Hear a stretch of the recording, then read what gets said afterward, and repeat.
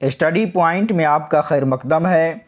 अज़ीज़ तलबा, आज हमारा class Urdu entrance exam DElEd के ताल्लुक़ से है, तो आप शेयर कर दें और लाइक कर दें और दूसरों तक पहुंचा दें ताकि जल्द से जल्द वीडियो आपके रूबरू मिलता रहे।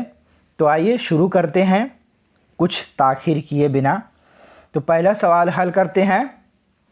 पहला सवाल है, बागो बहार में अंधे फ़कीर का ताल्लुक़ किस मुल्क से था? बागो बहार में अंधे फ़कीर का ताल्लुक़ किस मुल्क से था? बागो बहार जो नामी किताब है, इस किताब में अंधे फ़कीर का एक वाक़या है। तो इस बागो बहार में इस अंधे फ़कीर का ताल्लुक़ जो फ़कीर का ज़िक्र किया गया है वो उनका ताल्लुक़ किस मुल्क से था? तो इसका सही जवाब यही हो जाएगा, ऑप्शन दाल, हिंदुस्तान से।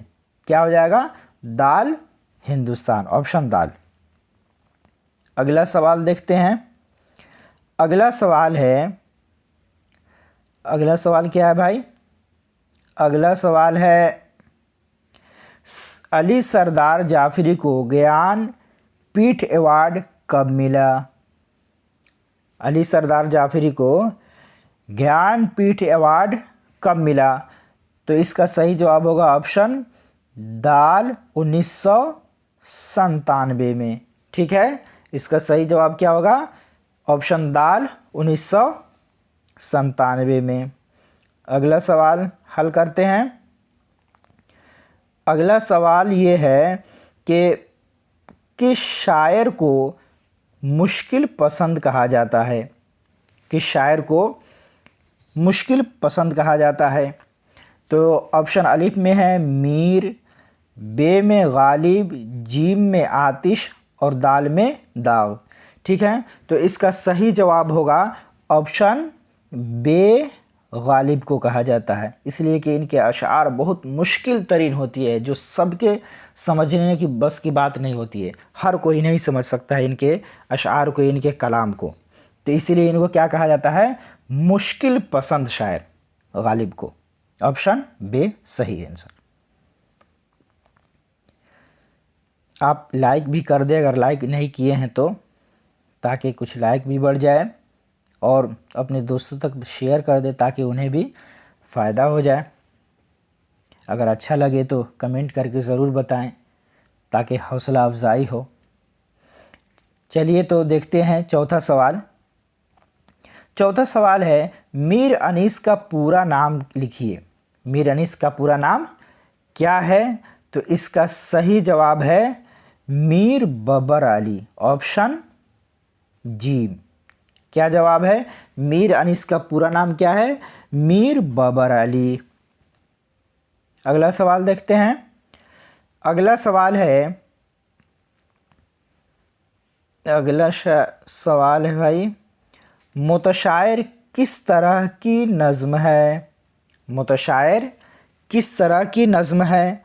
ऑप्शन अलिफ में है मदहिया, ऑप्शन बे में है रसाई नहीं होना चाहिए, रुबाई होना चाहिए, मिस्टेक है, रुबाई, और ऑप्शन जी में है ज़रीफ़ाना और दाल में है संजीदा। तो इसका सही जवाब होगा ऑप्शन जी, ज़रीफ़ाना। ठीक है, इस मुतशायर किस तरह की नज़्म है? तो ये ज़रीफ़ाना है, राइट आंसर जी। सवाल नंबर 6 हल करते हैं। सवाल नंबर 6 है, यगाना चंगेज़ी का असल नाम क्या है? यगाना चंगेज़ी का असल नाम क्या है? तो ऑप्शन अलिफ में है मिर्ज़ा हुसैन यास, बा में मिर्ज़ा वाजिद हुसैन यास, जीम में मीर वाहिद हुसैन, दाल में मिर्ज़ा साजिद हुसैन। तो इसका सही जवाब होगा ऑप्शन बे, मिर्ज़ा वाजिद हुसैन यास। बहुत बड़ा नाम है। ठीक है, मिर्ज़ा वाजिद हुसैन यास, ऑप्शन बे सही जवाब। चलिए अगला सवाल को हल करते हैं। अगला सवाल है, सलाम बिन रज़ा को किस साल साहित्य अकादमी इनाम से नवाजा गया? सलाम बिन रज़ाक को किस साल साहित्य अकादमी इनाम से नवाजा गया?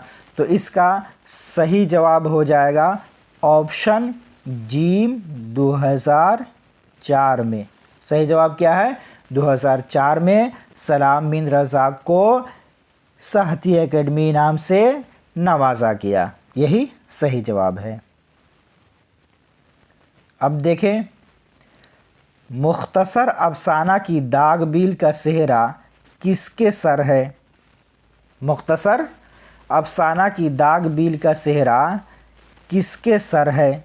तो इसका सही जवाब होगा ऑप्शन जी प्रेमचंद। क्या जवाब है? प्रेमचंद। मुख्तसर अफसाना की दाग बिल का सेहरा किसके सर जाता है? तो प्रेमचंद के। ठीक है, सही जवाब ऑप्शन जी। अगला सवाल देखते हैं। अगला सवाल है, अकबर इलाहाबादी किस तरह के शायर थे? अकबर इलाहाबादी किस तरह के शायर थे? अलिफ संजीदा, फितरत निगार, अवामी और दाल में है ज़रीफ़। तो इसका सही जवाब होगा ऑप्शन दाल ज़रीफ़। अकबर इलाहाबादी किस तरह के शायर थे? तो ज़रीफ़, ऑप्शन दाल। अगला सवाल हल करते हैं। अगला सवाल है, बरके कलीसा में शायर ने गुलशने फितरत बहार किसे कहा है? ज़रा समझें, शायर ने क्या कहा है? बरके कलीसा में गुलशने फितरत बहार किसे कहा है? तो ऑप्शन दाल में है मिस। दोस्त को भी नहीं कहा है, मैनेजर को भी नहीं कहा है, शायर को भी नहीं कहा है, बल्कि किसको कहा है? मिस को कहा है। ठीक है, ऑप्शन दाल राइट आंसर। सवाल नंबर 11 को पढ़ते हैं। आप लाइक भी करते रहें ताकि हौसला अफजाई हो। अच्छा लगे तो कमेंट करके भी बताएं किस तरह लग रहा आपको ये क्लास, क्या और ज़रूरत है इसमें, किस चीज़ की कमी है, ये सारा चीज़ बताएं कमेंट करके। तो सवाल नंबर 11 है, राशिक का असल नाम क्या था?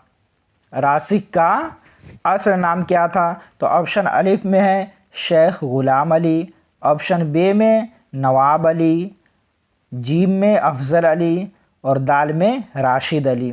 तो इसका सही जवाब हो जाएगा ऑप्शन अलिफ शेख ग़ुलाम अली। ठीक है, अगला सवाल देखते हैं। अगला सवाल है,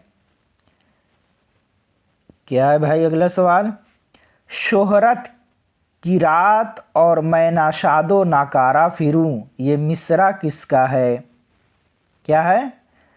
शोहरत की रात और मैं नाशादो नाकारा फिरूं, ये मिसरा किसका है? तो ऑप्शन अलिफ में है जोश, बा में है मजाज लखनवी, जीम में फ़िराक और दाल में वली। तो इसका सही जवाब हो जाएगा ऑप्शन बा मजाज लखनवी। सही जवाब मजाज लखनवी, ऑप्शन बा। ठीक है, अगला सवाल देखते हैं। अगला सवाल है, इनमें कौन शायर तरक्की पसंद नहीं है? इनमें कौन शायर तरक्की पसंद नहीं है? तो इसका सही जवाब होगा शाद अज़ीमाबादी। इसका सही जवाब शाद अज़ीमाबादी, ऑप्शन दाल राइट आंसर। सवाल नंबर 14। सवाल नंबर 14 है, नज़ीर अहमद फ़रहतुल्लाह बैग के कौन थे? नज़ीर अहमद जो थे, फ़रहतुल्लाह बैग से उनके क्या ताल्लुकात थे, उनके रिश्ते में क्या लगते थे? तो अलिफ में है शागिर्द, बा में है वालिद, जीम में उस्ताद और दाल में चचा। तो इसका सही जवाब क्या होगा? ऑप्शन जी उस्ताद। नज़ीर अहमद फरहतुल्लाह बेग के कौन लगते थे? तो उस्ताद लगते थे। ऑप्शन जी सही जवाब। अगला देखते हैं। सवाल नंबर 15 है, अली सरदार जाफरी किस अदबी तहरीक के नुमाइंदा हैं? क्या है? सरदार जाफरी किस अदबी तहरीक के नुमाइंदा है? तो इसका सही जवाब हो जाएगा ऑप्शन अलिफ ही हो जाएगा, तरक्की पसंद तहरीक के नुमाइंदा हैं। ठीक है, ऑप्शन अलिफ सही जवाब। सवाल नंबर 16 में देखते हैं क्या कहा जा रहा है। सवाल नंबर 16 में कहा जा रहा है कि गज़ल का पहला शेर जिसके दोनों मिसरों में काफिया और रदीफ होते हैं उसे क्या कहते हैं? गज़ल का पहला शेर जिसके दोनों मिसरों में काफिया और रदीफ होते हैं उसे क्या कहते हैं? तो इसका सही जवाब हो जाएगा ऑप्शन बे मतला। ठीक है, ऑप्शन बे मतला। और मक्ता यहाँ पे मुनक़ता लिखा गया, मक्ता होना चाहिए। मक्ता कहते हैं आखिरी शेर जिसमें शायर अपना तखल्लुस लगाता है। उसके बाद हुस्ने मतला, जो मतला के बाद वैसा ही शेर आता है जिसके दोनों मिसरे में काफिया और रदीफ होते हैं, वो हुस्ने मतला कहलाता है। ठीक है, अगला देखते हैं। अगला सवाल है, नज़्म गुफ्तगू किस शायर की लिखी हुई है? नज़्म गुफ्तगू किस शायर की लिखी हुई है? तो ऑप्शन अलिफ में है अली सरदार जाफरी, बा में अल्ताफ़ हुसैन हाली, जीम में मखदूम मुहिउद्दीन और दाल में अली सरदार जाफरी। दोनों में वही आ गया है। तो इसका सही जवाब होगा ऑप्शन अलिफ। ऑप्शन अलिफ और दाल दोनों सही हो जाएगा, इसलिए कि नीचे भी वही नाम मिस्टेक से लिखा गया है। तो इसका सही जवाब होगा अली सरदार जाफरी। अगला सवाल पढ़ते हैं। अगला सवाल है, दायम पड़ा हुआ तेरे दर पर नहीं हूँ मैं, ये मिसरा किसका है? ये मिसरा किसका है कि दायम पड़ा हुआ तेरे दर पर नहीं हूँ मैं, ये एक मिसरा है। तो इसका सही जवाब है मिर्ज़ा गालिब। ऑप्शन अलिफ। ठीक है, ऑप्शन अलिफ गालिब, यही सही जवाब।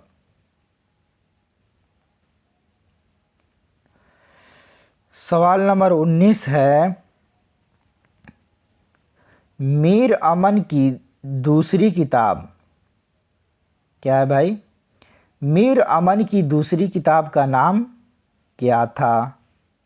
मीर अमन की दूसरी किताब का नाम क्या था?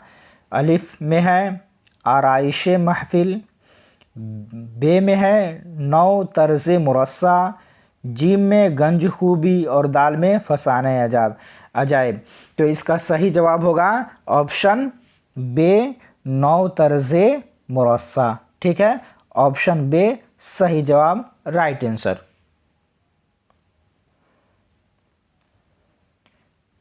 अगला सवाल को हल करते हैं।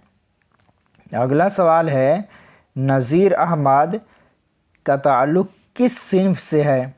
नज़ीर अहमद का ताल्लुक़ जो नीचे दिया हुआ है उनका ताल्लुक़ किस किस्म से है? नाविल से है या अफसाना से है या खाका से है या नज़्म से है?